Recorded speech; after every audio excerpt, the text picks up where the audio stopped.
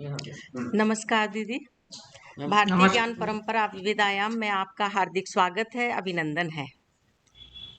हमारा प्रथम सत्र हमारा संपन्न हो चुका है। द्वितीय सत्र में आज हमारे बीच में प्रोफेसर डॉक्टर उमा वाजपेयी जी उज्जैन से हमारे बीच उपस्थित हैं, जो भारतीय ज्ञान परंपरा में व्यक्ति, परिवार और समाज गोस्वामी तुलसीदास जी के विशेष परिप्रेक्ष्य में आप सबके बीच अपने विचार रखेंगी। आपका संक्षिप्त परिचय मैं यहाँ बताना चाहती हूँ। आप शासकीय महाविद्यालय उज्जैन में प्राध्यापक पद से सेवानिवृत्त हुई है। आपके निर्देशन में 15 शोधार्थियों ने पीएचडी की उपाधि प्राप्त की है। वह आकाश मुझे दो, भारतीय काव्य शास्त्र, पाश्चात्य काव्य शास्त्र, भारतीय एवं पाश्चात्य काव्य शास्त्र एवं अनेक शोध आलेख व समीक्षाओं का प्रकाशन हो चुका है और दूरदर्शन रेडियो से वार्ताएं व कविताओं का सतत प्रसारण भी होता रहता है। हिंदी साहित्य सम्मेलन एवं भारतीय हिंदी भाषा परिषद की आप प्रांतीय महामंत्री हैं। अखिल भारतीय साहित्य परिषद मालवा की प्रांत उपाध्यक्ष हैं। इस भारतीय ज्ञान परंपरा विविध आयाम सर्टिफिकेट कोर्स में हमारी आदरणीय परम श्रद्धेय डॉक्टर उमा वाजपेयी दीदी का हार्दिक स्वागत है, अभिनंदन है। आपका स्नेह, मार्गदर्शन, आशीर्वाद हमको सतत मिलता रहता है। मुझे याद है मैंने उज्जैन से रिफ्रेशर कोर्स किया था। उस समय विक्रम विश्वविद्यालय की वाटिका में हम लोगों ने खूब साथ सत्संग आपका मिला है। मैं अभिभूत हूँ आपकी प्रज्ञा से, आपकी विद्वत्ता से, और मैं चाहती हूँ कि हमारे विद्यार्थी भी लाभान्वित हों। आदरणीय दीदी को मैं बड़े सम्मान के साथ अपने विद्यार्थियों के बीच पाकर के गौरवान्वित महसूस कर रही हूँ और आपको अपने विचार रखने के लिए भारतीय ज्ञान परंपरा में व्यक्ति, परिवार, समाज पर वक्तव्य के लिए आमंत्रित करती हूँ। बहुत बहुत बड़े सम्मान के साथ आदरणीय दीदी आप आमंत्रित हैं। वर्णनामार्थ संज्ञानां रसानां छन्दासमित् मंगलानां च कर्तारो वन्दे वाणी विनायकौ भवानी शंकरो वन्दे श्रद्धा विश्वासरूपिणो याभ्यां विना न पश्यन्ति सिद्धा स्वान्त इष्टमीश्वरं वन्दे बोधमयं नित्यं गुरुं शंकररूपिणीं यमाश्रितो हि वक्रोऽपि चंद्रः सर्वत्र वंदते। नमस्कार। पंडित दीनदयाल उपाध्याय शासकीय कला एवं वाणिज्य महाविद्यालय सागर के सभागार में समुपस्थित भारतीय ज्ञान परंपरा के विविध आयाम विषय पर आयोजित सर्टिफिकेट कोर्स की व्याख्यान माला के 5वें दिवस के व्याख्यान की कोई अध्यक्ष हैं? सरोज जी। प्राचार्य महोदया श्रीमती प्रवीण शर्मा को अभिवादन। कार्यक्रम की समन्वयक हिंदी की प्राध्यापक मैं कहना चाहूंगी कि बुंदेलखंड की ब्रह्मवादिनी डॉक्टर सरोज गुप्ता, सह समन्वयक प्रत्यक्ष या अप्रत्यक्ष जहां भी हैं डॉक्टर कुंजर सिंह, संयोजक डॉक्टर रंजना मिश्रा, अन्य प्राध्यापक साथी तथा ज्ञान परंपरा के जिज्ञासु छात्र छात्राओं, मुझे आज भारतीय परंपरा में व्यक्ति और परिवार और समाज विषय पर अपने विचार प्रस्तुत करने हैं। चलिए प्रयास करते हैं। कुतूहल, आश्चर्य, जिज्ञासा। कुतूहल, आश्चर्य, जिज्ञासा, प्रश्न और अंतहीन प्रश्न, ये ही वे शब्द हैं जो सनातन परंपरा से ज्ञान की ऊर्जा का दोहन करते आए हैं। मनुष्य की अपरिमेय संभावनाओं को मूर्त करने के लिए आत्म मंथन के विभिन्न आयामों को अनावृत करना, प्रसुप्तावस्था से जगा देना अत्यंत आवश्यक है। जिज्ञासा ज्ञान के अनगिनत क्षितिजों का पता देती है। इसलिए जागने की पहली अवस्था है जिज्ञासा। संस्कृति और संस्कृति के प्रदेय दोनों ही संश्लिष्ट तत्व हैं। संस्कृति परंपराओं का सतत आख्यान है और परंपराएं पुरामनीषियों की मेधा के महकते हुए प्रतीक हैं।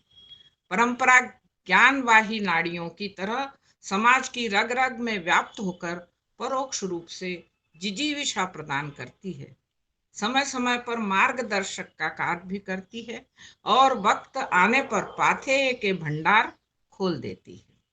जिसकी अंजलि जितनी ग्रहण करे, जितनी बड़ी अंजलि हो, जिसकी जिज्ञासा जितनी प्रबल हो, वो उतना भरे। अर्थात जिसकी जिज्ञासा जितनी प्रबल हो, अधीत हो, आत्मसात करे और निशंक भाव से जीवन पथ पर अग्रसर हो। पूर्व में ज्ञान को वांग्मय रूप में ही जाना जाता था, अर्थात ज्ञान का स्वरूप वाचिक परंपरा यथा श्रुति स्मृति में निहित था। तत्पश्चात निगम आगम, अर्थात निगम वेद उपनिषद, आगम तंत्र ज्ञान प्राप्ति का मार्ग कहे गए। ज्ञान इसी रूप में था। पावलो यही बात अपने ढंग से कहता है। वह कहता है कि विश्व के दो ही पक्ष तो हैं। आप लोगों ने अल्केमिस्ट पढ़ी है पावलो की? बच्चे बोलेंगे। चलिए, हम बात कर रहे थे, पावलो अपने ढंग से कहता है। वो कहता है कि विश्व के दो ही पक्ष तो हैं, ज्ञान और ज्ञेय, जानना और जानने का विषय। यह ज्ञान गत्यात्मक है। भारत की ज्ञान परंपरा का अतीत प्राचीन और गौरवपूर्ण रहा है। हमारा देश सदैव से ज्ञान विज्ञान और अध्यात्म का केंद्र रहा है। हम मौत से भी नहीं डरते। यहाँ के ज्ञान की समृद्ध परंपरा विश्व की सर्वश्रेष्ठ परंपरा थी, जिसमें जीवन के प्रत्येक प्रश्न के उत्तर निहित थे। संक्षेप में मैं कहना चाहूंगी कि भारत की पहचान उसकी आध्यात्मिकता में है। समन्वय ही भारत की पहचान है। मानव विषयक धारणा, क्योंकि पश्चिम में तो मनुष्य को जीव की तरह माना गया, पशु का एक उपक्रम माना गया कि वह उसका विकसित रूप है, लेकिन हमारे उसमें मानव विषयक धारणा बहुत प्रबल है। हमें चुनने की शक्ति है, यथा हम श्रेयस और प्रेयस कुछ भी चयन कर सकते हैं। नई शिक्षा नीति 2020 में भारतीयता की अवधारणा के साथ ही भारतीय ज्ञान परंपरा पर भी जोर दिया गया है और इस परंपरा से जुड़ने के लिए हम लोग साहित्य के विद्यार्थी हैं, साहित्य के अध्येता हैं, इसलिए हम साहित्य की ओर ही देखते हैं। साहित्य में एक व्यक्ति, परिवार और समाज की क्या अवधारणा है, इसको देखना होगा। और इसकी सबसे सरलतम पद्धति है कि हम तुलसीकृत रामचरितमानस की ओर चलें और अपने प्रश्नों के उत्तर को खोजें। हम व्यक्ति की बात करें, मर्यादा पुरुषोत्तम राम की बात करें। राम तुलसीकृत मानस में एक नाम नहीं है। राम हिंदुस्तान की सांस्कृतिक विरासत है। राम हमारी एकता और अखंडता के प्रतीक हैं। वे सनातन धर्म की पहचान हैं, आदर्श व्यक्तित्व के प्रतीक हैं। वे नर रूप में नारायण हैं। राम सद्गुणों के समुद्र हैं। कुछ गुणों की बात करें, सत्य, सौहार्द्र, दया, क्षमा, मृदुता, धीरता, वीरता, गंभीरता, अस्त्र शस्त्रों का ज्ञान, तेज, प्रेम, त्याग, मर्यादा संरक्षण, एक पत्नी व्रत, प्रजारंजकता, मातृपितृ भक्ति, गुरु भक्ति, भ्रातृ प्रेम, मैत्री, शरणागत वत्सलता, सरलता, व्यवहार कुशलता, प्रतिज्ञा पालन, साधु रक्षण, दुष्ट दलन, निर्वैरता, लोकप्रियता, बहुज्ञता, धर्मज्ञता, धर्मपरायणता, पवित्रता आदि। इन गुणों का मर्यादा पुरुषोत्तम श्री राम में पूर्ण विकास हुआ था।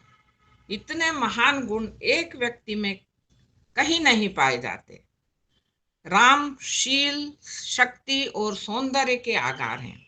राम अनंत सौंदर्य के स्वामी हैं, कोटि मनोज लजावन हारे हैं। उनके दर्शन मात्र से विदेह जनक आत्मविभोर, जनक की बात करना है हम, आत्मविभोर हो अपनी सुधि बिसरा देते हैं। इन्हीं विलोकत अति अनुरागा, बस ब्रह्म सुख ही मन त्यागा। ब्रह्म के सुख को भी त्याग कर जनक जैसे विदेह यदि राम के सौंदर्य में डूब जाते हैं तो हम सब आम जन की तो बात ही क्या है। ग्रामीण नर नारी, वनवासी, कोल भील, पशु पक्षी, ऋषि मुनि की तो बात ही क्या है। उनके शत्रु खरदूषण उनके सौंदर्य पर मंत्र मुग्ध है। शूर्पणखा तो विमुग्ध हो उनसे विवाह का प्रस्ताव ही रख देती है। जनकपुर के बाल वृंद राम के अपूर्व सौंदर्य को देखकर उनके पीछे लग जाते हैं। बालक वृंद देख अति शोभा, लगे संग लोचन मनुलोभा।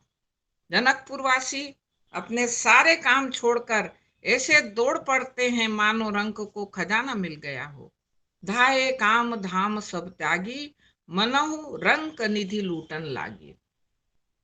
जब सीता ने राम को लता भवन से प्रकट होते देखा तब उन्हें भी ऐसा लगा मानो बादलों से चांद निकल रहा हो।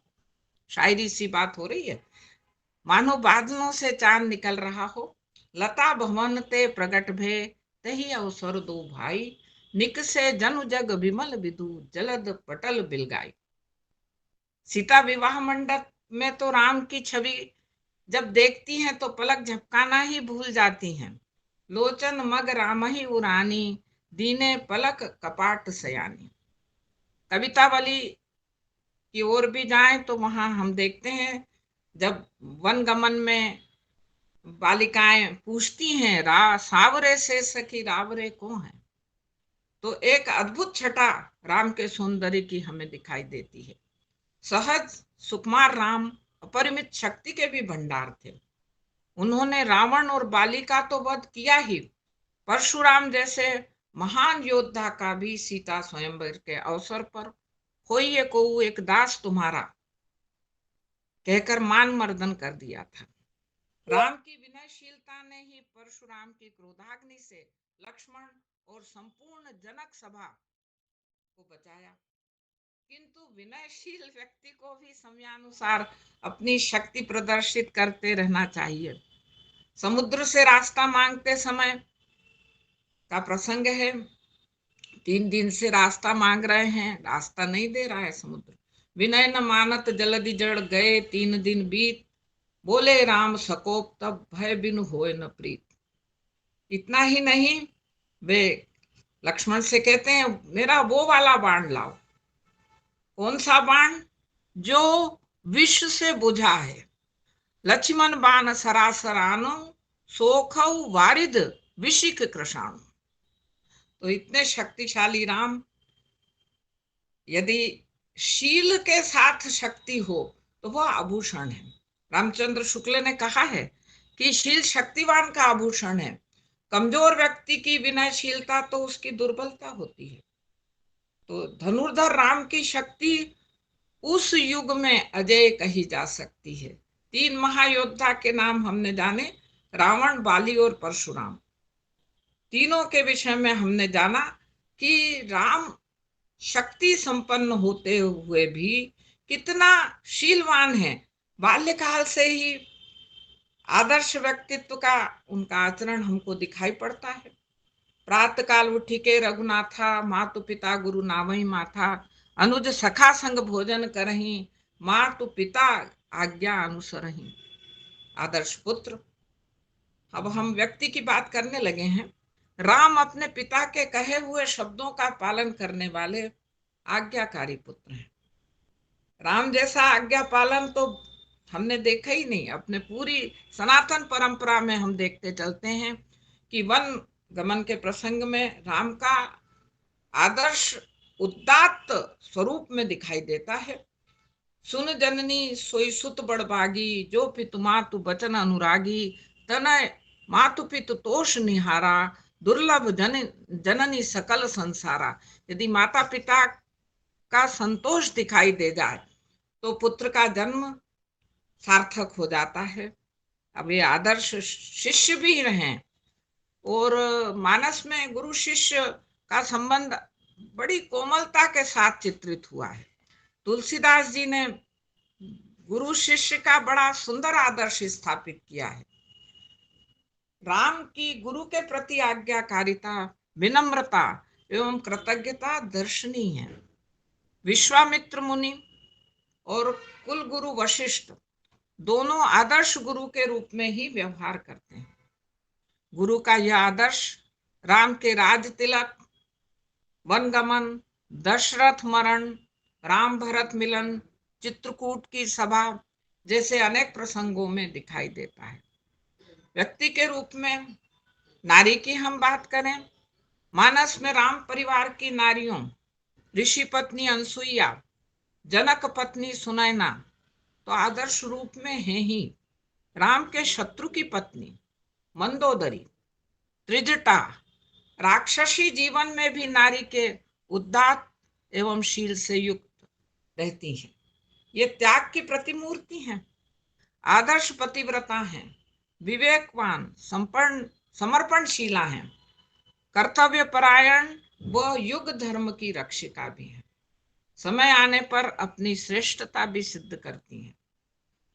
संयुक्त राज परिवार में रहते हुए सीता पति की सेवा के साथ सास ससुर की सेवा करना, उनके साथ आदर युक्त व्यवहार करना भी अपना पावन कर्तव्य समझती हैं।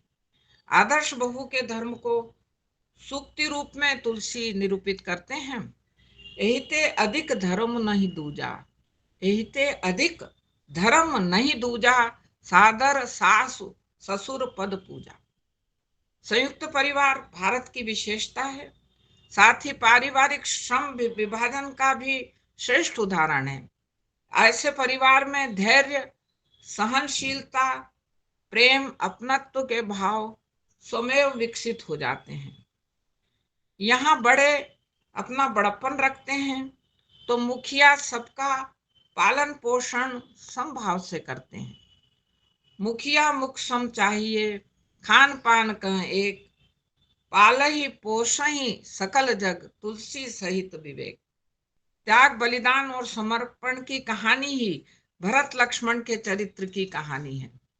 जो न होत जग जन्म भरत को, सकल धर्म धुर धरनी धरत को, कवि कुल अगम भगत गुण गाथा, को जाने तुम बिन रघुनाथा।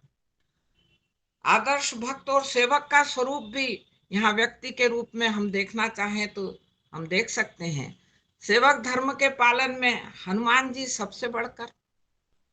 हनुमान के दैन्य भाव से प्रसन्न राम ने प्रथम मिलन में ही उन्हें कहा, तुम मम प्रिय लक्ष्मण ते दूजा, लक्ष्मण ते दूना, तुम मुझे लक्ष्मण से भी अधिक प्रिय हो। इसलिए जामवंत कहते हैं कि नाथ पवन सुत कीन जो करनी, सहसों मुख न जाई सो बरनी।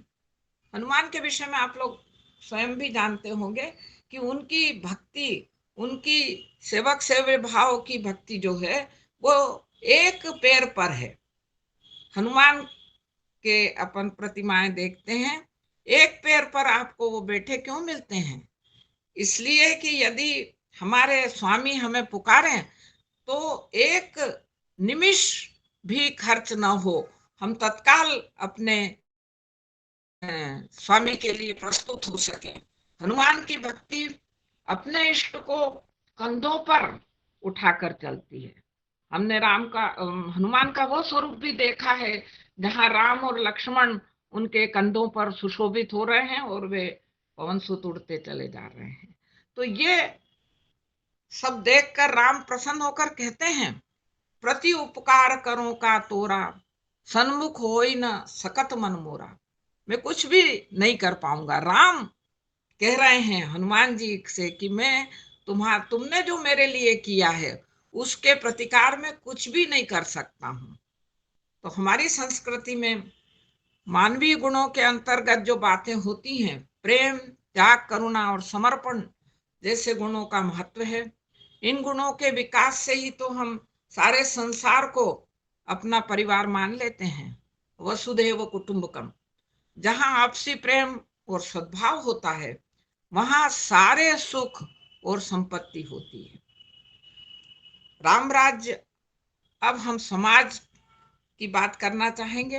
राम राज्य वस्तुतः आदर्श समाज का नवनीत ही तो है, माखन है।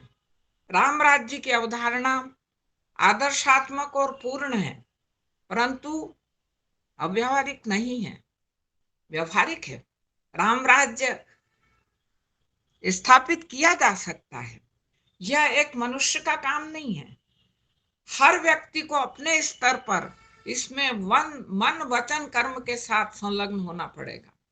राम राज्य की विशेषता यह रही है कि संपूर्ण समाज अपने वर्ण और आश्रम के अनुकूल धर्म में तत्पर हो।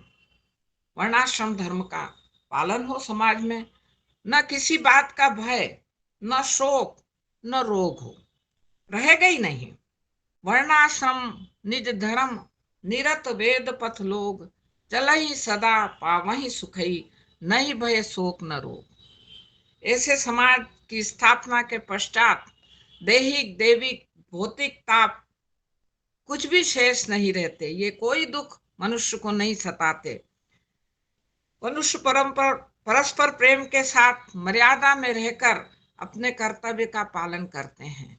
आपने बहुत अच्छे से यदि हृदयंगम कर लिया कि राम राज्य में प्रेम, परस्परता, समन्वय का भाव, ये प्रमुख गुण वहां पर हैं।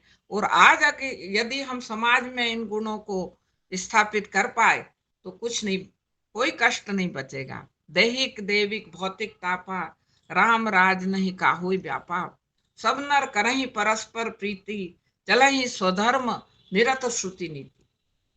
इस प्रकार हमने देखा कि मानस सिर्फ राम की कथा नहीं है, अयोध्या से लंका तक के समाज की पूरी कथा है।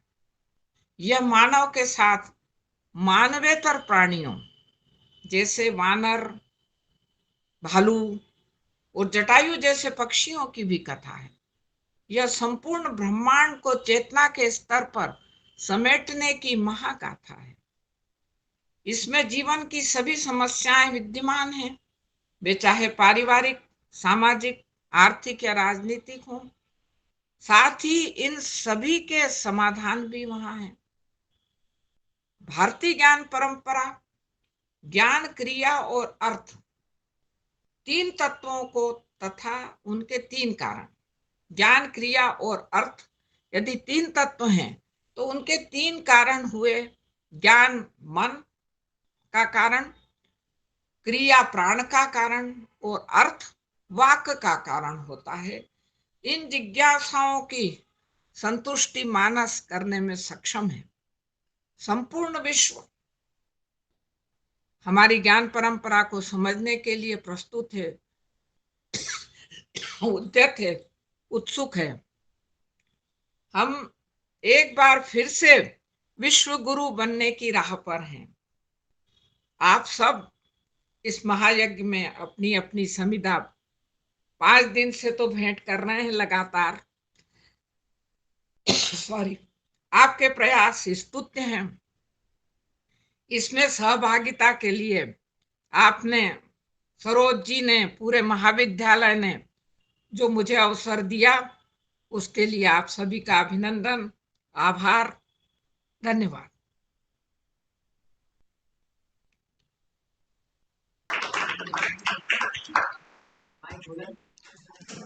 बहुत धन्यवाद मैम, आपने महत्वपूर्ण समय निकालकर हमारे बीच आकर और हम सभी को व्यक्ति, परिवार और समाज से संबंधित रामचरितमानस का जो गूढ़ अर्थ है और उनका जो समाज में हम अपने व्यवहार में ला सकते हैं वो शिक्षाएं आपने हमें बताई।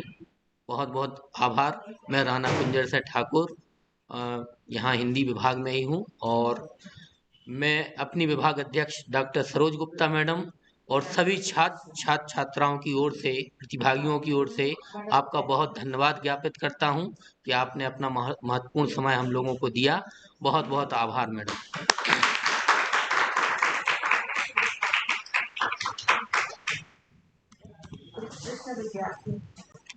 अगर अगर आप कोई प्रश्न है आप लोगों के बीच, अगर आदरणीय सर हम चालू की आदरणीय सर हमारे बीच जुड़ चुके हैं, और सर यहाँ पे आपको पीछे बैठे हुए ये सब सर्टिफिकेट कोर्स के विद्यार्थी दिख रहे होंगे। सर क्या सुन पा रहे हैं? आवाज आ रही है आपको? आपकी जी आवाज? सुन पा रहा हूँ। जी जी सर। बताइए, मेरी आवाज आ रही है आपको? जी सर जी, आपकी आवाज आ रही अच्छी तरह से? हाँ ठीक है, कुछ कंप्यूटर में कनेक्शन के कारण ये दिक्कत हो रही थी। जी मेरी आवाज आ रही है आ रही है, ठीक से? अच्छे से आ रही है सर। अच्छी बात। तो मैं हिंदी विभाग और विभाग अध्यक्ष डॉक्टर सरोज गुप्ता मैडम की ओर से, मैं अपनी स्वयं की ओर से, मेरे गुरु डॉक्टर विवेकानंद उपाध्याय जी का और मेरे सभी प्रतिभागियों की ओर से हार्दिक स्वागत करता हूं। सर आप यहाँ पे आए हैं और ये सर्टिफिकेट कोर्स भारतीय ज्ञान परंपरा विविध आयाम, इसमें लगभग 60 छात्र छात्राएं जुड़े हुए हैं जो इस सर्टिफिकेट कोर्स के विविध व्याख्यानों से लाभ ले रहे हैं, और इन सब की ओर से मैं आपका हार्दिक स्वागत करता हूं। और हमारे विद्यार्थियों को आदरणीय सर के बारे में ज़्यादा आप लोगों को बहुत परिचय ना जानते हुए ये जाने कि सर जो है एक बहुत ही सहज, सरल और बेहद प्रभावित करने वाले शिक्षक के रूप में हम लोगों के बीच में हमेशा रहे हैं, और मैंने उनकी क्लासों को अटेंड किया है। तो आप लोग उनको एक सहज सरल शिक्षक के रूप में देखें और उनसे सीखें। बहुत सारी चीज़ें वो आपको सिखाएंगे। ये आपके लिए सबसे बड़ा परिचय है सर का। बाकी जो अकादमिक दुनिया का परिचय है वो अगर आप ना भी जानें तो सर को आप जान सकते हैं, और उनका बायोडाटा आपको गूगल पे करने पे भी मिल जाएगा। तो मैं सभी विद्यार्थियों से यही कहना चाहूँगा कि मेरे प्रिय शिक्षक हैं और आप लोगों के भी प्रिय शिक्षक होंगे, आप लोग उनको सुनिए। और जो है मैं सर को इसी उम्मीद के साथ मैं आमंत्रित करता हूं। सर आइए और हमारे प्रतिभागियों के बीच में अपनी बात रखिए सर। आदरणीय सर, प्रणाम सर। बहुत बहुत धन्यवाद। मेरी आवाज आ रही है ठीक से? जी सर आ रही है। जी बहुत अच्छा। तो इस कार्यक्रम में मुझे आमंत्रित करने के लिए हम सबकी बड़ी दीदी विदुषी प्रोफेसर सरोज गुप्ता मैडम, हमारे विद्यार्थी रहे और अब आपके शिक्षक हैं राणा कुंजर सिंह जी, और इस कार्यक्रम में प्रतिभाग कर रहे सभी प्रतिभागियों का मैं हार्दिक अभिनंदन करता हूं। उसका कारण यह है कि भारतीय ज्ञान परंपरा जैसे विषय पर एक कार्यक्रम करना और उस कार्यक्रम में प्रतिभाग करना, ये दोनों बहुत महत्वपूर्ण है। आज के कुछ वर्षों पहले भारतीय ज्ञान परंपरा जैसी कोई चीज आप नहीं सुनते थे। अगर सुनते भी थे तो उसको बहुत गंभीरता से नहीं लेते थे। लेकिन आज यह शुभ अवसर आया है कि भारत के बौद्धिक विमर्श में ज्ञान परंपरा वाला विषय स्थापित हो गया है। आप जानते हैं कि भारतीय ज्ञान जैसा कोई विषय अलग से नहीं होता। मतलब क्या हुआ कि विभिन्न विषयों में जो भारतीय ज्ञान है, भारतीय ज्ञान का मतलब कि भारतीय बुद्धिजीवियों, विशेषज्ञों, विद्वानों के द्वारा निरूपित सिद्धांत और उनके ग्रंथ, इनके बारे में जानना और समझना। तो गणित में भारतीय सभ्यता की क्या मौलिक खोज थी, दर्शन में क्या थी, इतिहास में क्या थी, भूगोल, विज्ञान और अन्य विषयों में क्या थी, इसके बारे में आप इस कार्यक्रम में सुन रहे होंगे। आज जो विषय मुझे दिया गया है कि भारतीय ज्ञान परंपरा में इतिहास बोध और दार्शनिक विवेक। अब जानते हैं कि दो अलग अलग चीजें हैं ये, इतिहास एक अलग विषय है और दर्शन एक अलग विषय है, और बड़ी कुशलता से, बड़ी निपुणता से ये दोनों विषयों को एक साथ जोड़ दिया गया। मैं मानता हूं कि यह एक बहुत गहरे बौद्धिक चिंतन का परिणाम है। आप जानते हैं कि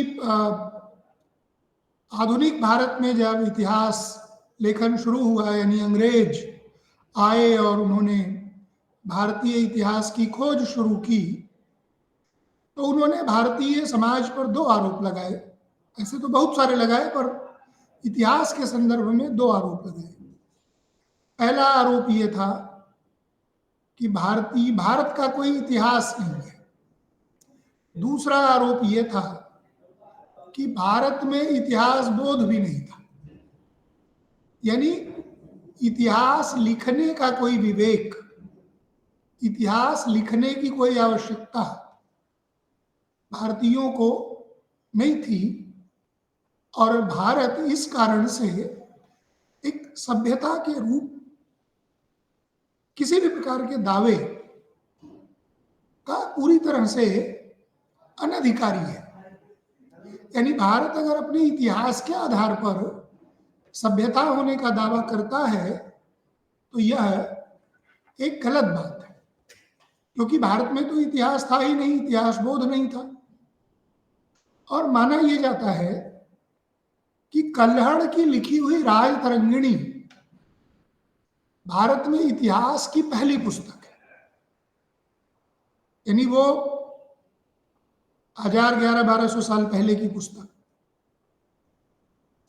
उसके पहले भारत में इतिहास का ग्रंथ नहीं मिलता। इस बात को, इस कुप्रचार को अंग्रेज प्रचारित कर रहे थे, और बहुत सारे भारतीय बुद्धिजीवियों ने भी यथारूप एज इट इज उसको स्वीकार कर लिया कि बिल्कुल ठीक कह रहे हैं। इसका परिणाम यह हुआ कि भारतीय अपने इतिहास के लिए अंग्रेजों की कृपा पर पूरी तरह निर्भर हो गए। अंग्रेजों की कृपा यानी उनकी विशेषज्ञता, उनके टूल, उनके औजार, उनकी प्रविधि, और इतना ही नहीं, उनकी भाषा भी। आप भारत के जो जिन बड़े इतिहासकारों के नाम सुनते हैं आधुनिक भारत के, हम अगर अभी से पीछे जाएं तो प्रोफेसर सुमित सरकार, बिपिन चंद्रा, सतीश चंद्रा, इरफान हबीब, रोमिला थापर, आर.एस. शर्मा, ये सारे लोग जो आपको मिलेंगे। उसके पहले रमेश चंद्र मजूमदार, और पीछे जाए विंसेंट स्मिथ। तो आप पाएंगे कि इनमें से किसी ने भी भारतीय भाषा में भारत का कोई भी इतिहास ग्रंथ नहीं लिखा, किसी भी भारतीय भाषा। जो भी ग्रंथ लिखे सबने अंग्रेजी में लिखे। उस लिखने के पीछे दो बातें थी। एक बात यह थी कि हमें इतिहास हम किसके लिए लिख रहे हैं, तो इतिहास हम लिख रहे हैं अंग्रेजी पढ़ने वालों के लिए, अंग्रेजी जानने वालों के लिए। अभी भारत में तो आज भी 90% लोग अंग्रेजी नहीं जानते। तो आज के 50-100 साल पहले क्या स्थिति रही होगी, सोच सकते हैं। दूसरा कि अंग्रेजों की निगाह में आना, अंग्रेजों से स्वीकृति प्राप्त करना, उनसे सर्टिफिकेट प्राप्त करना, प्रमाण पत्र प्राप्त करना, यह उसका लक्ष्य था। कि अगर आप भारतीय भाषाओं में लिखेंगे तो वह इतिहास अंग्रेजों के किसी काम का नहीं है, और उससे जो फल हमें प्राप्त होगा वो नहीं मिलेगा। यानी औपनिवेशिक भारत में जो इतिहास लेखन था, वह इतिहास लेखन अंग्रेजों के उपनिवेशवादी हितों की आवश्यकता से प्रेरित और प्रभावित था। जिस महापुरुष ने भारत माता की आधुनिक काल में पहली वंदना वंदे मातरम के रूप में लिखी, बंकिम चंद्र चटर्जी, उन्होंने इतिहास के बारे में एक बड़ी महत्वपूर्ण बात कही। वो कहते हैं कि इतिहास का ज्ञान किसी भी राष्ट्र का आत्मज्ञान होता है। इतिहास का ज्ञान किसी भी राष्ट्र का आत्मज्ञान होता है। तो आधुनिक भारत में जो भारतीय इतिहास की खोज हुई, उसके मूल में अंग्रेजी औपनिवेशिक चिंताओं के समानांतर भारतीय आत्म की खोज भी बड़ी महत्वपूर्ण थी। और अंग्रेज अपने सभ्यता विमर्श में ये कह रहे थे कि भारत का ना कोई इतिहास है, ना इसका कोई साहित्य है। जैसे ही आप कहते हैं कि आपका कोई इतिहास नहीं है, इसका मतलब है कि सभ्यता के आपके दावे को खारिज किया जाता है। क्योंकि इतिहास किस चीज का होगा? तो इतिहास राज्य व्यवस्था का होगा, इतिहास होगा अर्थतंत्र का, इतिहास होगा नागरिक व्यवस्था का, इतिहास होगा ज्ञान के जो विभिन्न अनुशासन है उनका। तो अगर इतिहास ही नहीं है तो इसका मतलब है कि किसी भी प्रकार की बौद्धिक संपदा आपके पास नहीं है। तो बौद्धिक संपदा नहीं है, इसलिए आप एक सभ्यता नहीं है, इसलिए आप एक राष्ट्र भी नहीं है, इसलिए आपको स्वशासन का भी अधिकार नहीं है। यानी आप जिस हीन अवस्था में पड़े हुए हैं, उस हीन अवस्था से आपको निकलने का एक ही मार्ग है कि आप अपना जो प्राचीन कूड़ा कचरा है उसको अंधविश्वास माने और उससे मुक्त हो जाए।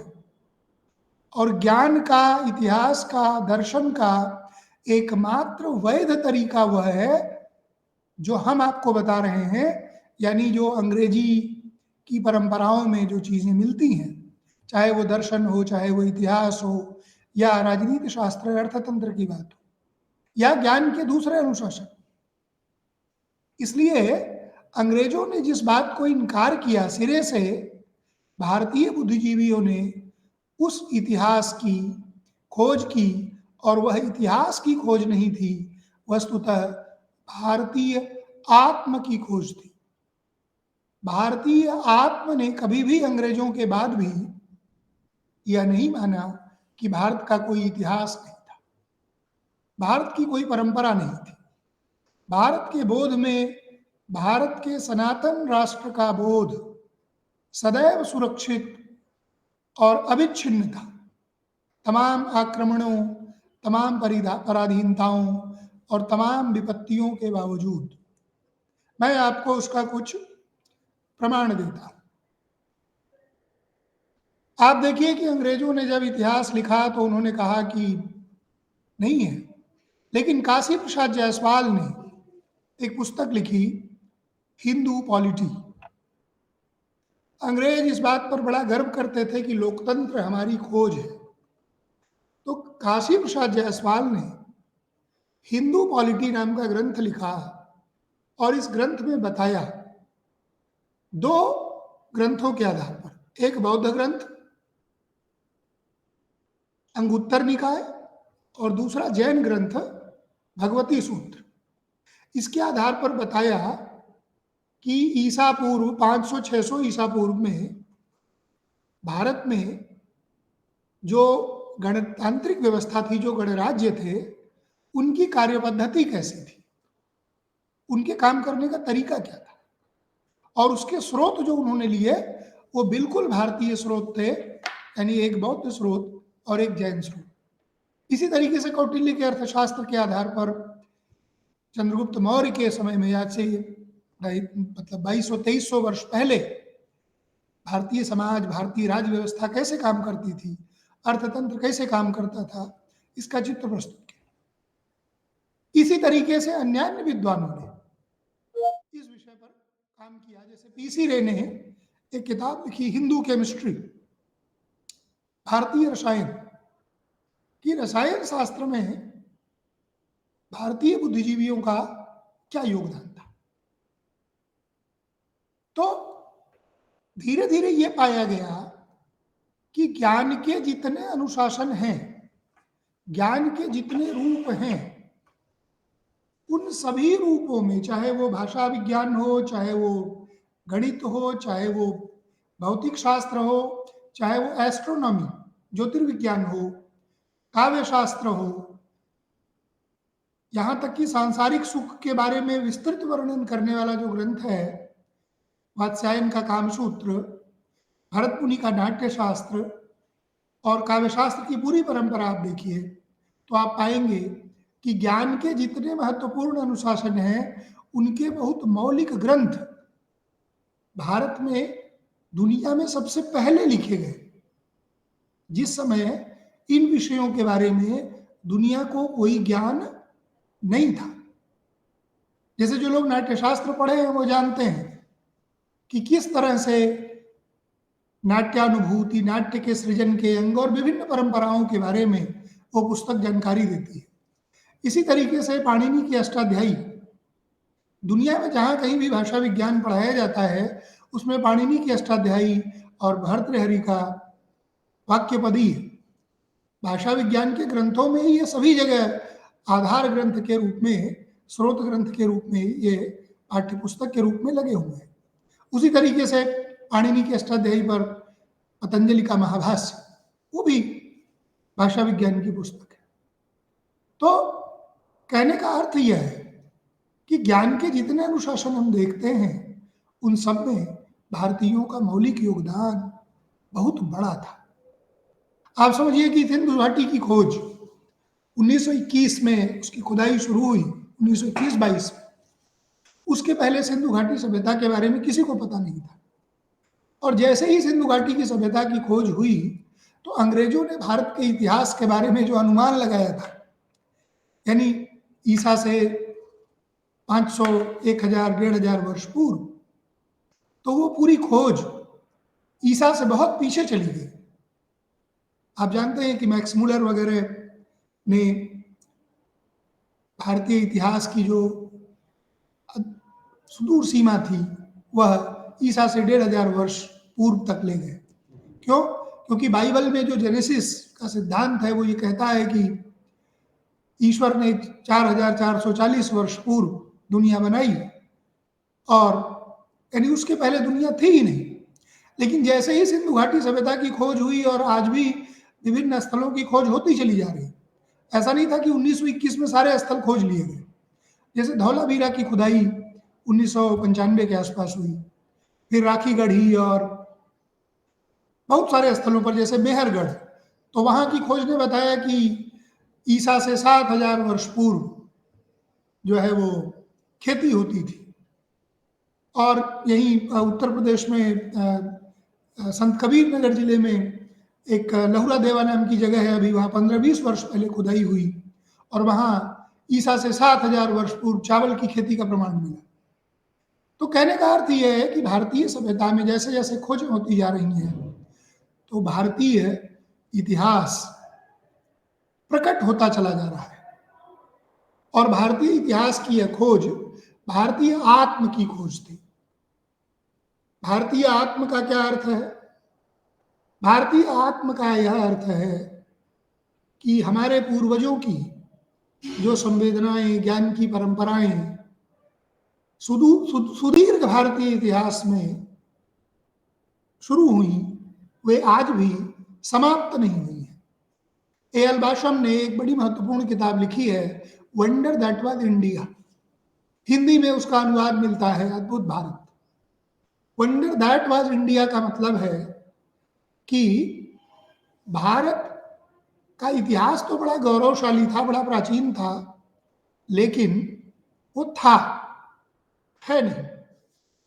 यानी अब कुछ ऐसा नहीं है जो जीवित हो और गर्व करने लायक हो।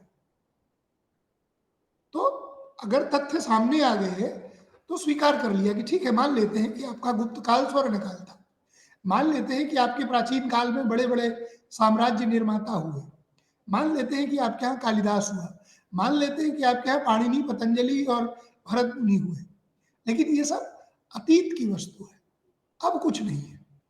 यानी पश्चिम में जो इतिहास है वो म्यूजियम की वस्तु है, संग्रहालय की, लेकिन भारत में जो इतिहास है वो संग्रहालय की वस्तु नहीं है। भारत का इतिहास बोध पश्चिम के इतिहास बोध से बुनियादी रूप से भिन्न है, और वह इतिहास बोध इसलिए भिन्न है क्योंकि दोनों सभ्यताओं का दार्शनिक बोध बहुत बुनियादी रूप से भिन्न है।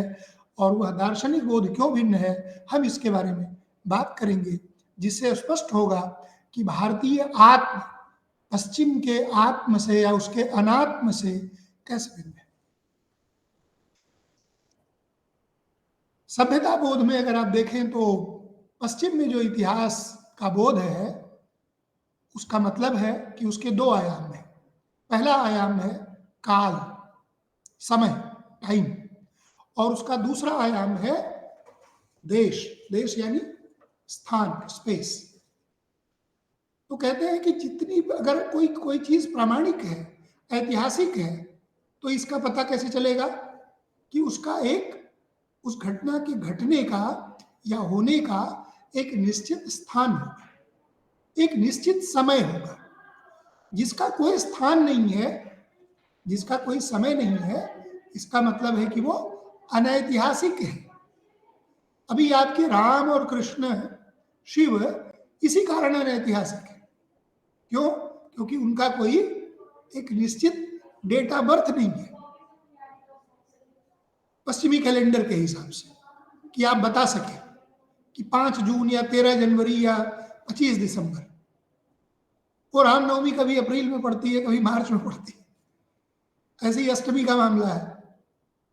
तो ऐसा नहीं है कि भारतीय लोगों को ये पता नहीं है कि कृष्ण का जन्म कब हुआ, राम का जन्म कब हुआ, बिल्कुल स्पष्ट है, लेकिन उनको भारतीय कैलेंडर को मानना ही नहीं था।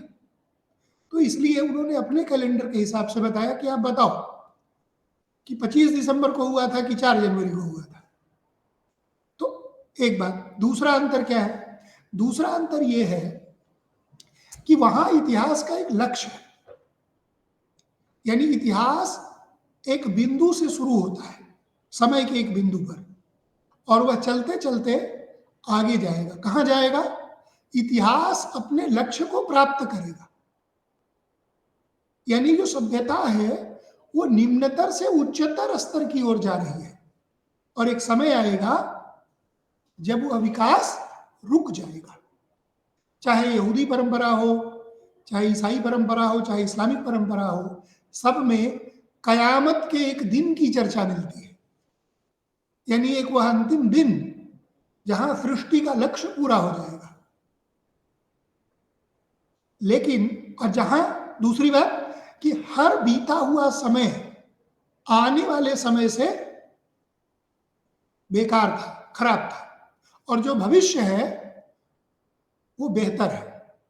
यानी जो बेहतर समय है, जो बेहतर परिस्थिति है, वो आज नहीं है, वो अतीत में भी नहीं थी, वो कहीं भविष्य में है, इतिहास की किसी सुदूरतम बिंदु पर, जिसका इंतजार सबको करना है, व्यक्ति को भी, समाज को भी, देश को भी, सभ्यता को भी।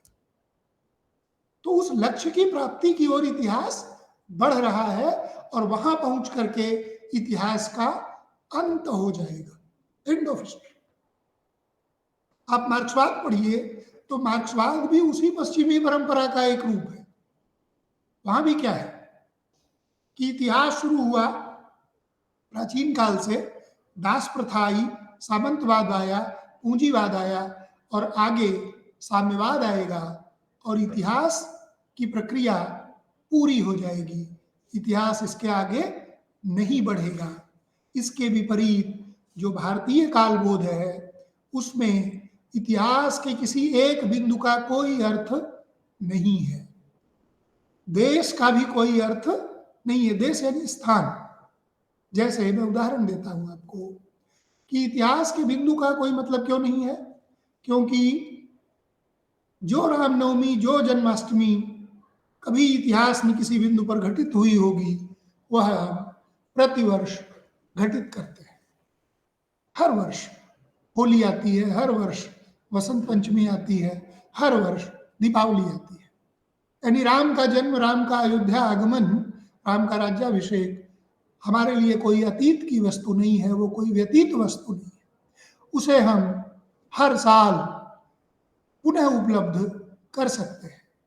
दूसरी, युगों की अवधारणा, सतयुग, द्वापर, त्रेता, कलयुग, यानी इतिहास की एक चक्रीय अवधारणा कि कोई भी समय, जैसे सतयुग बहुत अच्छा है, कलयुग बहुत खराब है, लेकिन चाहे अच्छा हो चाहे खराब हो, ये दोनों ही समय बदल जाएगा।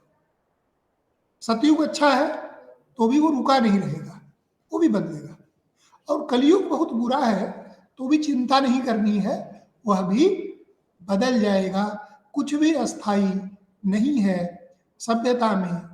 सभ्यता का कोई लक्ष्य सभ्यता के बाहर नहीं है, भविष्य के किसी सुदूर बिंदु पर नहीं है, बल्कि वह लक्ष्य आपके जीवन में सतत वर्तमान है। यानी आपको आत्म परिष्कार और आत्म साक्षात्कार के द्वारा ही वह मुक्ति प्राप्त होगी। आप जानते हैं कि विवाहों में अंगूठी का एक्सचेंज किया जाता है, अदला बदली की जाती है। तो उस अंगूठी को अगर देखें, एक जो छल्ला होता है वो क्या होता है, तो कहते हैं कि वो एक रूपक है। किस चीज का? कि एक सांप है जिसने अपनी पूंछ को अपने मुंह में दबा रखा है, यानी एक वृत्ताकार स्थिति। वृत्त की एक खासियत क्या है कि उसमें आदि, अंत और आरंभ का कोई बिंदु नहीं होता है। आप जहां से शुरू करेंगे वहीं से शुरुआत हो जाएगी। यानी ना कोई आगे है, ना कोई पीछे है, ना कोई बीच में है। जो जहां है वो वहीं आगे है। यानी जहां आप खड़े हैं लाइन, वहीं से शुरू हो रही है। ये वृत्त की विशेषता होती है। तो जो भारतीय कालबोध है वह रैखिक नहीं है, वह वृत्तात्मक है, चक्रात्मक है। इसलिए यह युग बार बार आता जाएगा, वह समाप्त हम नहीं होगा और हमेशा के लिए चला जाए ऐसा भी नहीं होगा। यह बोध कहाँ से प्राप्त हुआ?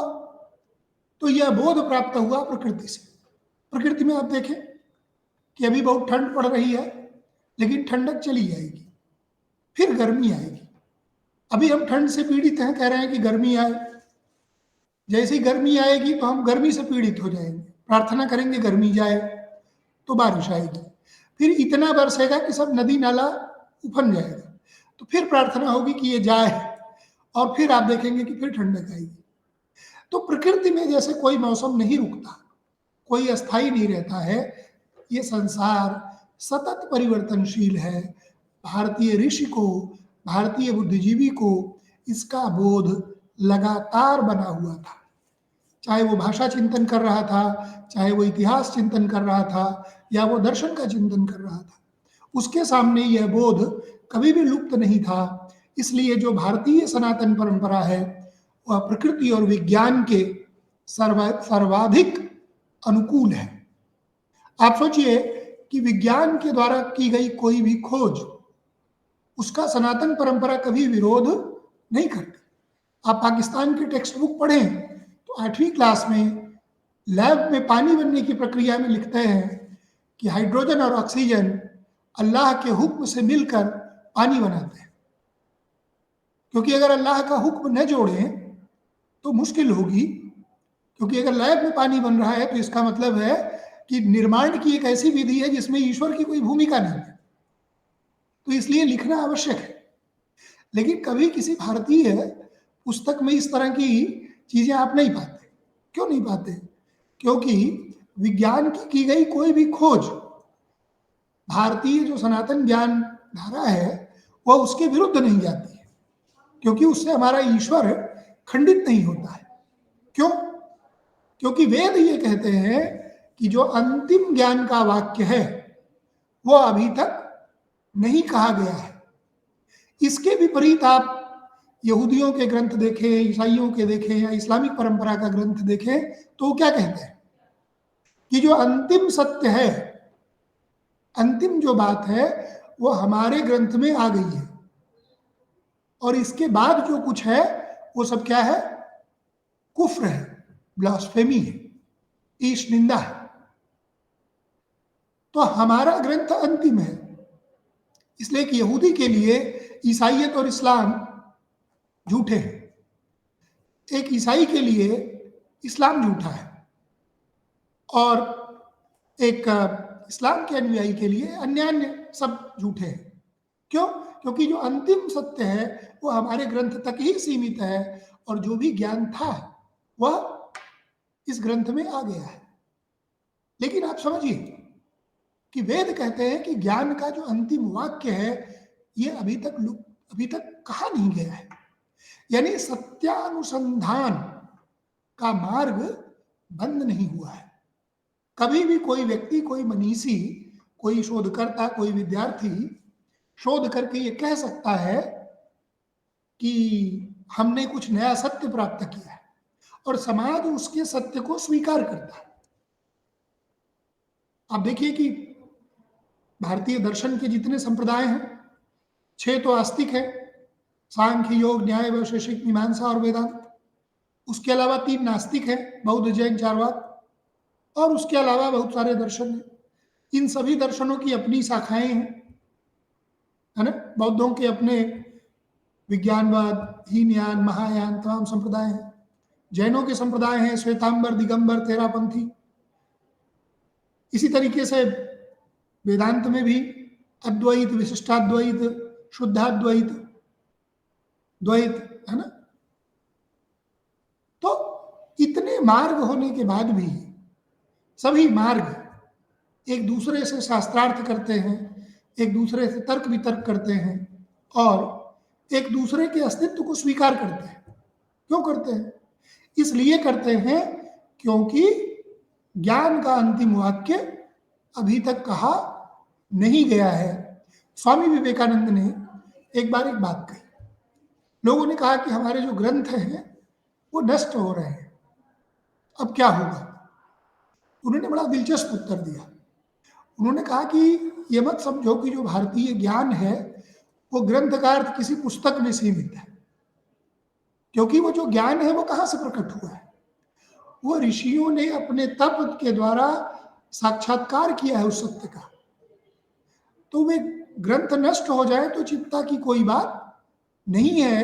फिर हमारा कोई ऋषि ध्यान में बैठेगा, तप में बैठेगा, और वह सारा सत्य वह पुनः उपलब्ध कर लेगा, वो फिर हमारे लिए प्रकट कर देगा। यानी भारतीय दर्शन में जो विवेक है, यानी सही और गलत का जो निर्णय है, उसका आधार कोई ग्रंथ नहीं है, कोई पैगंबर नहीं है, किसी एक व्यक्ति की कोई वाणी नहीं है, बल्कि सत्य है। काशी हिंदू विश्वविद्यालय जहाँ मैं शिक्षक हूँ, उसका कुलगीत है। उस कुलगीत में एक पंक्ति आती है कि सबसे बड़ी चीज क्या है? तो कहते हैं कि सत्य। सत्य कैसा मूल्य है? तो कहते हैं कि प्राण रक्षा से भी वो बड़ी वस्तु है, कि सत्य पहले फिर आत्मरक्षा, कि सत्य की रक्षा करें, आत्म की रक्षा बाद में करें। फिर उसी में कहते हैं कि बीके हरिश्चंद्र थे यहीं पर, कि राजा हरिश्चंद्र ने स्वप्न में दान दे दिया। अगला आदमी मांगने पहुंच गया तो कहा कि दे दिया तो दे दिया। तो एक दिया गया वचन उसे तोड़ा नहीं जा सकता। दशरथ कहते हैं राम से कि मैंने कई को वचन दिया था, मैंने कह दिया कि तुम बन जाओ, लेकिन तुम मेरी हत्या कर दो, क्योंकि तुम्हारे न रहने पर तो वैसे भी मेरी मृत्यु हो जाएगी, तो तुम मेरी हत्या कर दो और राज्य प्राप्त कर लो। तो राम कहते हैं कि पिता द्वारा दिए गए वचन की रक्षा, उसकी प्रतिपूर्ति पुत्र का धर्म है। इसलिए आपने वचन दिया है तो वो वचन पूरा हो, मेरे बन जाने का, ये पूरा करना मेरा भी धर्म है। और वचन की रक्षा कितना बड़ा मूल्य है कि हिंदी की एक कहानी है 20वीं सदी की, बहुत आरंभ में लिखी गई श्रेष्ठ कहानी, आप में से कुछ लोगों ने पढ़ी होगी, चंद्रधर शर्मा गुलेरी की। उसने कहा था, अभी शीर्षक ही है उसने कहा था, प्रॉपर नाउन नहीं है, कि जिसने कहा था उसका नाम भी छिपा के रखना है, बताना नहीं। और क्या होता है कि प्रथम विश्व युद्ध में उस वचन की रक्षा के लिए यूरोप में जाकर के अपनी जान देनी पड़ती है। किस लिए? तो वचन की रक्षा। तो वचन की रक्षा कितना बड़ा मूल्य था। क्यों? क्योंकि सत्यम वद धर्मः च, सत्य बोलिए, सत्य बोलने का कोई विकल्प नहीं है। और सत्य को छोड़ना मतलब है कि धर्म से हीन हो जाना। तो भारत का जो स्वतंत्रता आंदोलन था, वह स्वतंत्रता आंदोलन किस लिए था? स्वराज की प्राप्ति के लिए। स्वराज किस लिए चाहिए? स्वराज इसलिए चाहिए था ताकि हम स्वधर्म का पालन कर सके। स्वधर्म मतलब कि अपना कर्तव्य, जो हमारा अपना काम है, वो हम कर सके।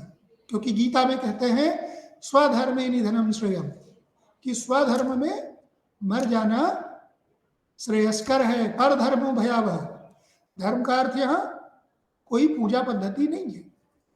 धर्म का अर्थ है आपके लिए नियत कर्म। कि एक शिक्षक है, उसका धर्म है विद्यार्थियों को पढ़ाना समय से। एक विद्यार्थी है, उसका धर्म है जी लगा करके पढ़ना। इसी प्रकार जो भी है, तो एक ही घर में एक ही व्यक्ति के अलग अलग संदर्भों में अलग अलग धर्म हो सकते हैं। यानी धर्म कोई रेडीमेड किताब में लिखी हुई बनी बनाई वस्तु नहीं है, वह हमारी सभ्यता का नवनीत है, हमारी सभ्यता का उत्कृष्टतम निष्कर्ष है। और उस निष्कर्ष को छोड़कर भारतीय समाज के बारे में, भारतीय जीवन के बारे में और भारतीय ज्ञान के बारे में कोई बात नहीं कही जा सकती। अब देखिए कि भारतीय दर्शन में एक संप्रदाय है चार्वाक। आप जानते हैं कि जो चार्वाक है वो एक नास्तिक संप्रदाय माना जाता है, और न सिर्फ नास्तिक है बल्कि वो वेद निंदक है। चार्वाक क्या कहता है? चतुर्वेद कर्तारो भंड धूर्त निशाचर, कि चारों वेदों के जो प्रणेता थे वे भंड धूर्त और निशाचर थे।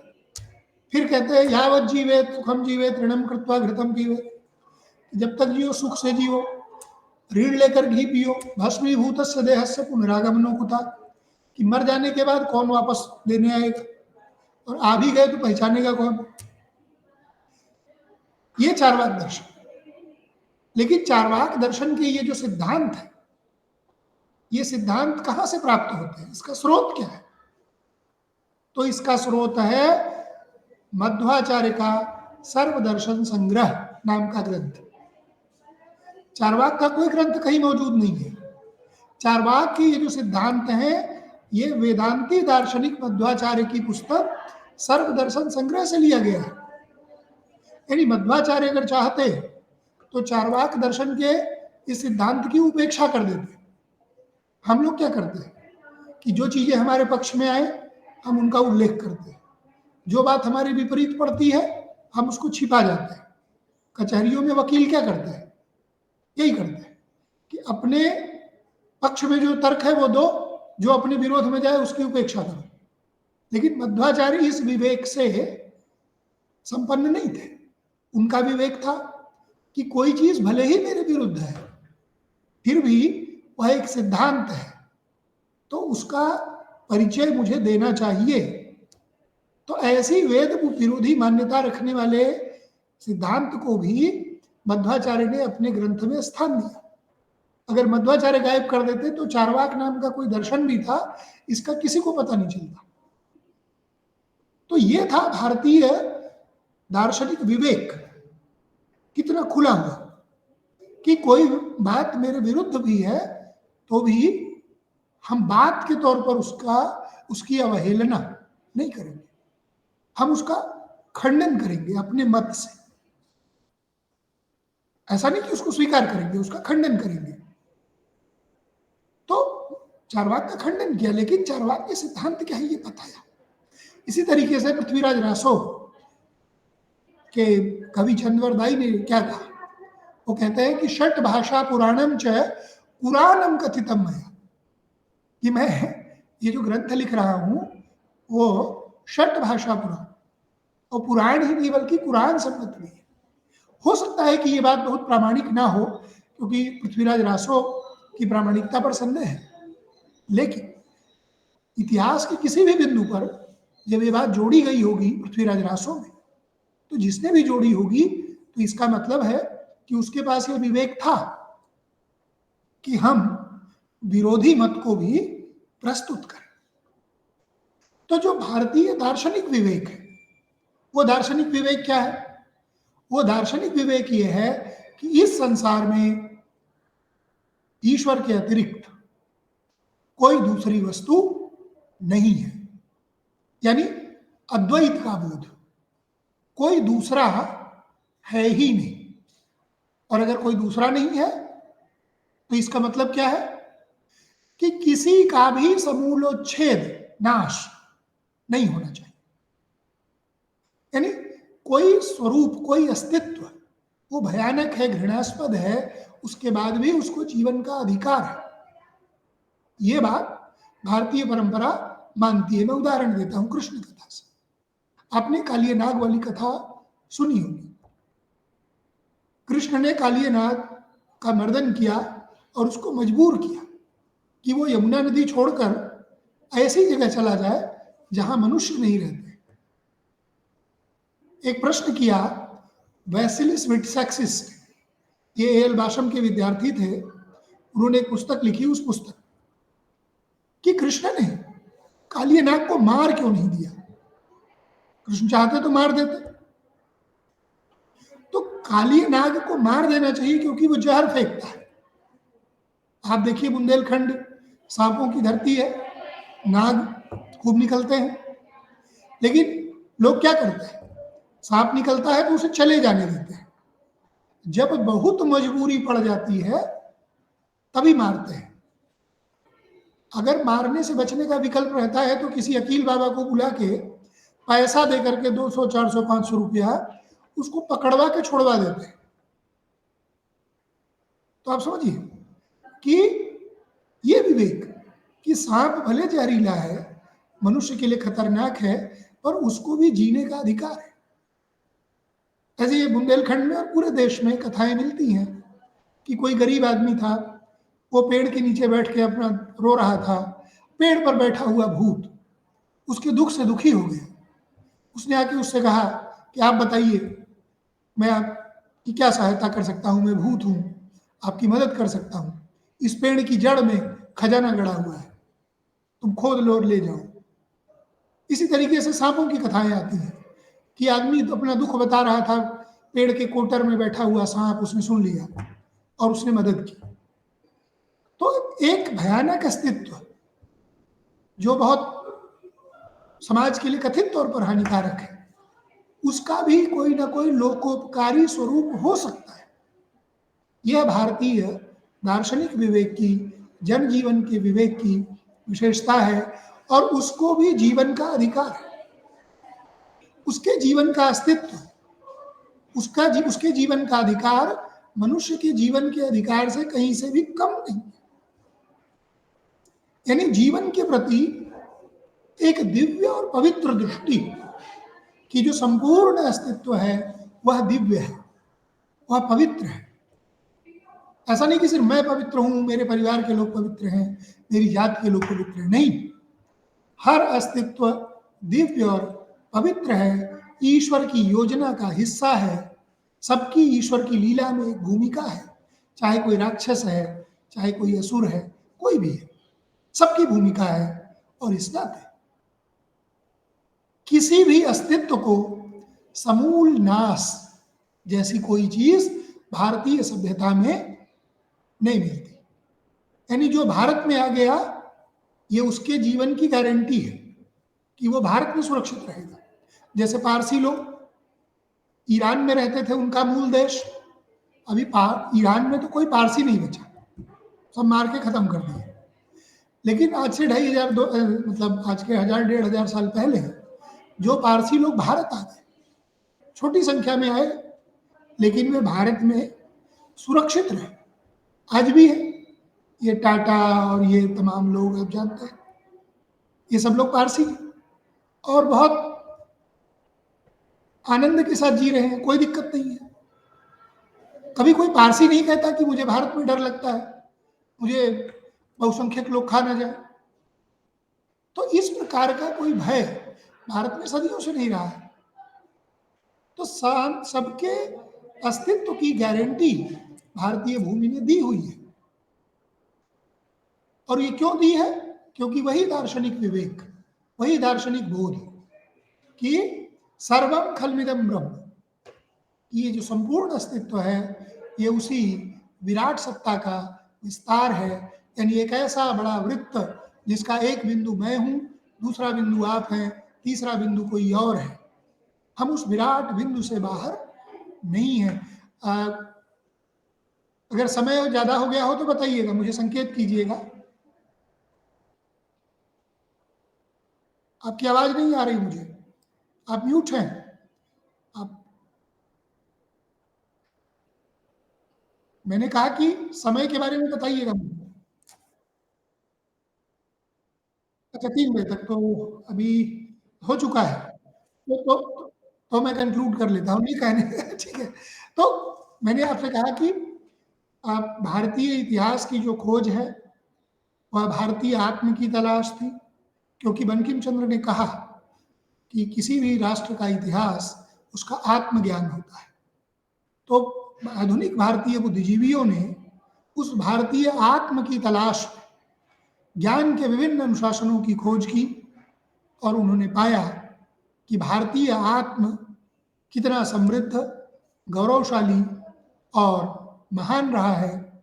और ज्ञान के विभिन्न अनुशासनों में, भारतीय ग्रंथों में अपूर्व अद्भुत जानकारी मिलती है।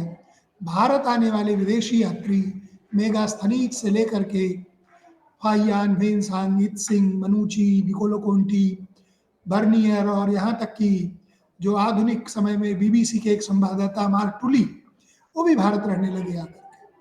तो उनके विवरण आप पढ़ें तो भारतीय सभ्यता का, भारतीय इतिहास का एक बहुत उज्जवल और महान चित्र आपके सामने आता है। अंग्रेजों के आने के पहले तक भारत दुनिया की सांस्कृतिक, बौद्धिक, आर्थिक राजधानी रहा है और सारी समृद्धि इन अंग्रेजों के कारण लगातार घटती चली गई।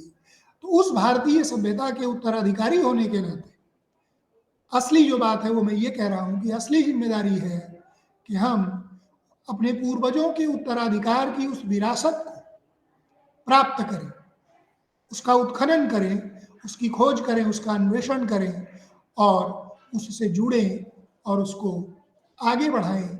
और न सिर्फ आगे बढ़ाएं, क्योंकि परंपरा से जो हमें प्राप्त हुआ है, हमें सिर्फ उसे लेकर के रख नहीं लेना है, बल्कि उसको अपने स्तर से समृद्धतर करना है, उसको अपने स्तर पर जोड़ना है, कुछ उसमें ऐड करना है, कुछ बढ़ाना है।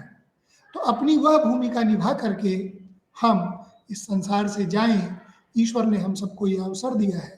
तो ये बहुत अच्छा पाठ्यक्रम है, आप लोग इसमें भागीदारी कर रहे हैं, बड़ी प्रसन्नता की बात है। मुझे आप लोगों ने आमंत्रित किया, आदरणीय सरोज गुप्ता मैडम और हमारे प्रिय राणा कुंजर सिंह जो आप लोगों के शिक्षक भी हैं। तो ये बहुत प्रसन्नता की बात है कि एक प्रसन्नचित्त शिक्षक आपको प्राप्त हुए हैं। ये कभी दुखी नहीं होते, इनका चेहरा आप गिरा हुआ नहीं पाएंगे। तो एक प्रसन्नचित्त शिक्षक की प्राप्ति जीवन का एक अच्छा सौभाग्य और पुण्य कर्मों का परिणाम होता है। तो आप सबको मेरी तरफ से शुभकामनाएं, बहुत बहुत धन्यवाद। अगर कोई प्रश्न है तो पूछ सकते हैं।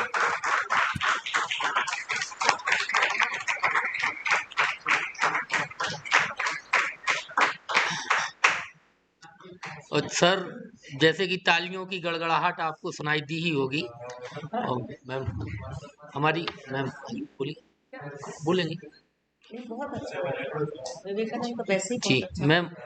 मैम आ गए, तुमने बोल दिया है, विद्यार्थियों के प्रश्न है कुछ? पूछ रहे हाँ बोल। हाँ, आपका कोई प्रश्न है किसी का? बहुत बहुत बढ़िया, बहुत शानदार व्याख्यान आपका रहा। वास्तव में मुझे लग रहा था कि इतिहास बोध और दार्शनिक तत्व को विवेकानंद ही समझा सकते हैं। एक एक भारत में स्वामी विवेकानंद रहे हैं और दूसरे हमारे विवेकानंद जो डॉक्टर हरि सिंह और विश्वविद्यालय। अब आप लोगों का आशीर्वाद है, गौर साहब की कृपा है। हाँ, नहीं सच में, मतलब इतिहास बोध को आपने जिस जिस गहराई से, मार्मिकता से समझाया, और इसी दृष्टि की आज वर्तमान में आवश्यकता है। मैं ये देख रही हूँ कि हम हमारे ये भारतीय ज्ञान परंपरा में इतिहास बोध विद्यार्थियों को बताना था, तो हमने और राणा जी ने सोचा कि नहीं, विवेकानंद जी से बात करते हैं, और वो निश्चित रूप से बहुत सार्थक और संवाद रखेंगे और अपनी बात ये इतिहास बोध और दार्शनिक तत्व को लेकर के विद्यार्थियों तक प्रेषित करेंगे। बहुत अभिनंदनीय आपका व्याख्यान रहा है, बहुत बहुत धन्यवाद। और अब प्रत्यक्ष में सागर आइए तो हम अपने महाविद्यालय में विद्यार्थियों से रूबरू कराएंगे और बातचीत होगी। सर ठीक है, एक लीजिए। छात्रा है अंजलि पांडे, जी जी, बहुत अच्छा। उसके दो प्रश्न पूछिए। हैं। पहला है, अंग्रेजों के जो कल्चर है उसको हम भारतीय लोगों ने अपनाना सही क्यों समझा? पहला प्रश्न है उसका कि हमने उसको सही क्यों समझा। दूसरी उसका प्रश्न है कि इतिहास की प्रक्रिया कब पूरी हुई मानी जाएगी। मैं बात कर अंजलि ठीक है पांडे खड़ी हो जाओ जी। बेटा। हाँ, दो प्रश्न हैं। देखिए, पहली बात तो ये कि अंग्रेजों की कल संस्कृति को हमने अपनाना यूं शुरू किया कि अंग्रेजों ने लगातार इस बात का प्रचार किया कि जो भारत है वो सांवैधिक रूप से अंग्रेजों से हीन है। तो उनके उसको प्रचार का नतीजा ये हुआ कि 19वीं सदी के आरंभिक दशकों में आपने पढ़ा होगा कि डॉक्टर राजा राम मोहन रॉय हुआ करते थे। उन्होंने एक ब्रह्म समाज बनाया था। तो ब्रह्म समाज के मूल्य देखें तो क्या मूल्य थे? वो मूल्य थे कि पश्चिमी ज्ञान विज्ञान को सीखना, पश्चिम के बौद्धिकता के संपर्क में आना और मूर्ति पूजा का खंडन करना, एकेश्वरवाद का प्रचार, है ना। यानी अंग्रेजों ने यह बताया कि भारत सांवैधिक रूप से हीन था, और सिर्फ भारत ही हीन नहीं था, इनके देवी देवता भी कमजोर और हीन थे, इसलिए भारतीय अंग्रेजों से हार गए। जबकि सच ये है कि कोई भारतीय कहीं अंग्रेजों से नहीं हारा। अंग्रेजों ने भारत पर कब्जा किया क्षणपूर्वक, साजिश करके, फोर्जरी करके। लेकिन जैसे कि होता है, स्वामी विवेकानंद ने कहा कि कोई कहे कि एक पैर पर खड़ा रहने से मुक्ति मिलती है, तो भारत में कुछ लोग उसको भी विश्वास करने वाले मिल जाएंगे कि हाँ, बिल्कुल एक पैर पर खड़े रहने से मुक्ति मिलती है। तो ऐसे ही अंग्रेजों के उसको प्रचार का नतीजा ये हुआ कि 19वीं सदी में राजा राम मोहन रॉय और ऐसे तमाम लोग, आप जानते हैं कि Raja Ram Mohan Roy East India Company के एक क्लर्क थे। क्लर्क का पद आज भी कोई बड़ा पद नहीं माना जाता। तो उस समय वो क्लर्क थे 200 साल पहले। क्लर्क का क्या काम होता है? अधिकारियों की कामकाज में मदद करना। तो उन्होंने भारतीयों के बीच में अंग्रेजी ज्ञान विज्ञान, पश्चिमी सभ्यता का प्रचार किया। और 19वीं सदी के आरंभिक दशकों में ही, जब पंजाब में महाराजा रणजीत सिंह राज कर रहे थे, दिल्ली में सतलज नदी के उत्तर तरफ अफगानिस्तान तक, अंग्रेजों की हिम्मत नहीं थी कि सतलज नदी पार कर ले। रणजीत सिंह के जीवित रहते, यानी 1840 में। लेकिन उसी समय बंगाल में ये प्रचार चल रहा था कि भारत का भला अंग्रेजी शिक्षा, अंग्रेजी ज्ञान विज्ञान और अंग्रेजी सभ्यता संस्कृति के बिना नहीं हो सकता। तो तमाम भारतीय इस कुप्रचार के शिकार हो गए और वे श्रेष्ठता के बोध में, यानी उनमें आत्मघृणा भर गई। तो अंग्रेजों ने जो कुप्रचार किया उसका नतीजा हुआ कि भारतीयों में आत्मघृणा भर गई। यानी अपना देश, अपनी वेशभूषा, अपनी भाषा, अपना ज्ञान विज्ञान, उसमें कोई श्रेष्ठता नहीं, वो खराब है, अंधविश्वास है, पोंगापंथी है। इस आत्मघृणा का नतीजा ये हुआ कि आत्महीनता उत्पन्न हुई, और जब आत्महीनता आई तो यूरोप की संस्कृति, पश्चिम की संस्कृति को लोगों ने स्वीकार कर लिया। एक बात। दूसरी बात, जो दूसरा प्रश्न है उनका कि इतिहास की प्रक्रिया कहाँ रुकेगी, तो मैंने आपसे कहा कि इतिहास की प्रक्रिया कहीं नहीं रुकी। मार्क्सवाद पश्चिम की जो सेमेटिक परंपरा है उसका सबसे लेटेस्ट वर्जन था, यानी यहूदी परंपरा, ईसाई परंपरा, इस्लामी परंपरा के बाद मार्क्सवाद। और आप देखिए कि दुनिया के 2-3-4 देशों में जहां रूस साम्यवाद आया, जैसे रूस में और चीन में, तो वहां भी इतिहास का अंत नहीं हुआ। हाँ, मार्क्सवाद का अंत जरूर हो गया। इसलिए इतिहास की प्रक्रिया दरअसल पूरी होने वाली चीज नहीं थी। लेकिन चूंकि पश्चिम के उस बौद्धिक आलस्य का हम करेंगे, तो जो भारतीय दृष्टि है वो ये नहीं मानती कि इतिहास का कोई लक्ष्य है, यानी इतिहास भविष्य के किसी सुदूर बिंदु पर पहुंचने की यात्रा नहीं कर रहा, बल्कि उसकी गति काल की वृत्ताकार है। वहां किसी समय और किसी स्थान का बहुत महत्व नहीं है। जैसे मैं आपको उदाहरण देता हूँ, एक कथा आती है राजा शिवी की, आप लोगों ने पढ़ी होगी कि कबूतर आया, तो शिकारी आया कि ये कबूतर मेरा है, तो उसने कहा कि नहीं, कबूतर आपको नहीं मिलेगा, मेरी शरण में आ गया, मैंने अभय दान दे दिया। बोले तो मुझे मांस चाहिए, तो कहते हैं कि मेरा ले लो। तो अब समझिए कि एक राजा ने अभय दान दे दिया, वचन दे दिया, तो अब कबूतर की प्राण रक्षा के लिए अपने प्राण देने जा रहा है। अब इतिहास में कोई पूछे कि ये घटना कब घटी, राजा शिवी किस सन में हुए थे या कहाँ हुए थे, तो एक भारतीय के लिए इस प्रश्न का कोई मतलब नहीं है। क्यों? क्योंकि एक सनातन सत्य है ये कि जब भी कोई व्यक्ति अपनी वचन की रक्षा के लिए अपने प्राण को संकट में डालता है, तो तुरंत वो शिवी का उदाहरण प्रस्तुत कर देता है। तो भारत में कितने लोग हैं जिन्होंने वचन की रक्षा के लिए अपना सब कुछ दांव पर लगा दिया, सब गंवा दिया, है ना। तो इतिहास की भारत में वह समझ ही नहीं है जो पश्चिम की समझ है, ये वृत्ताकार समझ है। इसलिए जीवन की सनातनता की उसी बोध के लिए जब विवाह होता है तो रिंग का एंगेजमेंट होता है, क्योंकि यह विवाह अलग नहीं किया जा सकता। पश्चिम में जो विवाह है वो विवाह एक समझौता है, कॉन्ट्रैक्ट तोड़ा जा सकता है, लेकिन यह जो विवाह है यह अलग नहीं हो सकता। तो भारतीय उस बोध को समझने की जरूरत है जो हमारा देश और काल का बोध है, कि जब भी एक पंडित आपको संकल्प करवाते हैं पूजा का, तो क्या करवाते हैं, आपको वो पूरा सृष्टि क्रम याद कराया जाता है कि आप उस विधाता के विराट यज्ञ को स्मरण करते हैं जब सृष्टि की रचना हुई थी, और उस रचना से आज आप कहाँ खड़े हैं।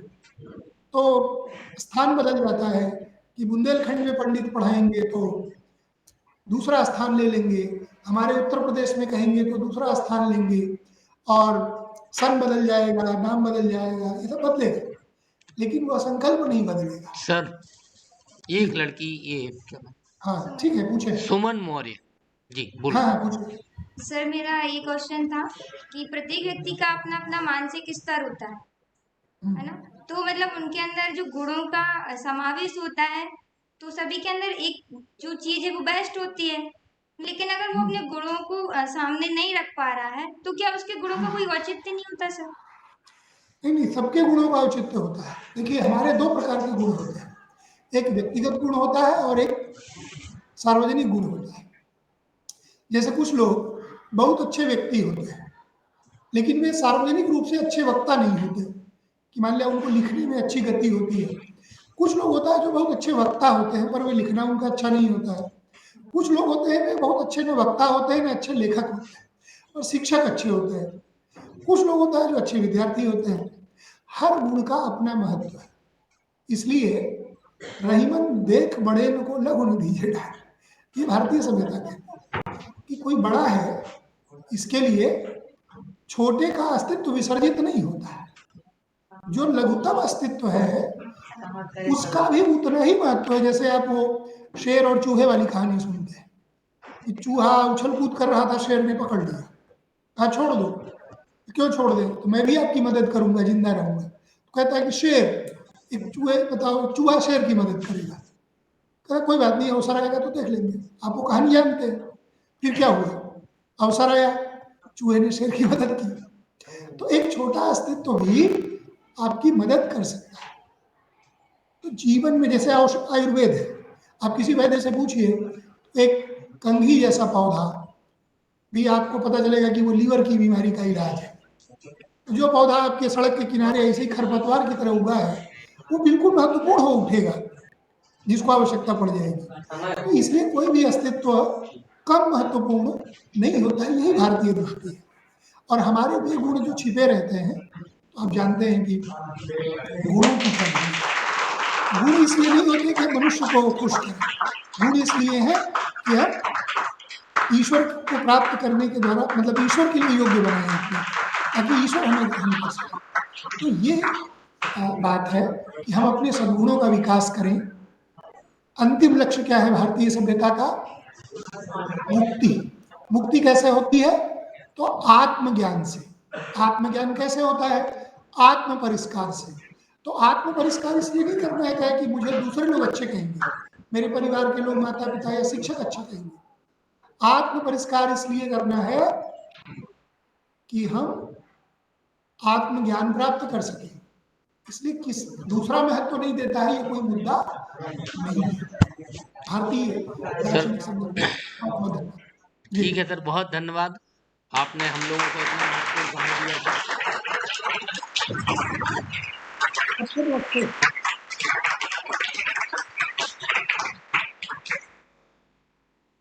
और सर किसी दिन सागर आए आप, तो अवसर मिला तो सब बिल्कुल बच्चों को रूबरी कराएंगे।